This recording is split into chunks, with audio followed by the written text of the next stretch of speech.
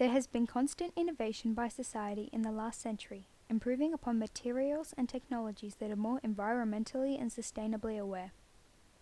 We have drawn upon modernist ideas to create a society where anything is possible. I will be researching the Manchester Unity Building, created by the architect Marcus Barlow in 1931, as well as the Council House 2 or CH2 building, created by the architect Mick Pearce in 2006. I will be comparing the buildings and demonstrate the contrasting ideas, modernist principles, materials, and technologies behind them. I feel that this topic is worthy of investigation as it reveals how design in our society has grown in the 20th century. Marcus Barlow was an influential architectural designer of the 20th century. He was born on the 1st of January 1890 in Melbourne, Australia, and was an architect in the economic turbulence of the Great Depression and World War II. With Frederick Hawkins, they founded the successful architectural firm Granger, Little, Barlow and Hawkins. However, in 1917, both Henry Granger and John Little had passed away. So by 1926 they became just Barlow and Hawkins. Together they created many notable buildings such as the Spry Bros Bouderie in 1925 at Bourke Street, Melbourne. In 1927, George Lawson united with them to create an Adelaide office, so they changed their firm name to Barlow, Hawkins and Lawson. In 1929, that was the end of the partnership as Hawkins moved to Perth. However, Lawson and Barlow continued working together in Adelaide until 1930, when Barlow moved to Melbourne and built the iconic Manchester Unity Building. Marcus Barlow designed the Manchester Unity Building in 1931. He designed it in a commercial Gothic and Art Deco style with ties to early modernism. The building has an exterior cladding of moulded terracotta faience and a concrete-encased steel structure. In the interior as cladding to the walls, it uses various Australian marbles and it has plaster panel cornices in all of the corridors of every floor with illustrations that demonstrates the Manchester Unity Society's role in welfare provision. The building has elements of luxurious ornament and hence has the pure stripped-back modernism of the Bauhaus. The Manchester Unity Building took 12 months to build as they had twice the regular amount of construction workers. In 5 months, they had finished the sub-basement, basement and ground floor. After that, the other 11 floors were complete at the rate of 1 floor per week. The Manchester Unity Building was vital in the construction of the City of Melbourne, leading the way for modernity. It represented the restoration of the economy in Australia and hence the spirit of the times. The Manchester Unity Building was Melbourne's first skyscraper, being 12 stories tall. It was Australia's response to America's Chrysler Building and was used as a shopping centre, providing a place for many businesses to thrive.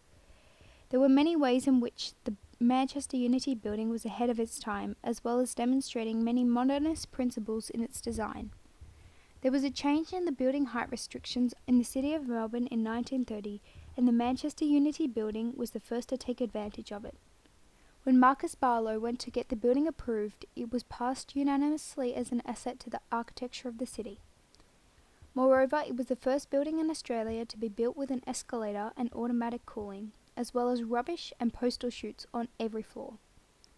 This building represents modernist principles as it accommodates a mass production of the tiles for the outside cladding, as well as using straight, vertical lines all the way up the building, demonstrating simplicity of form.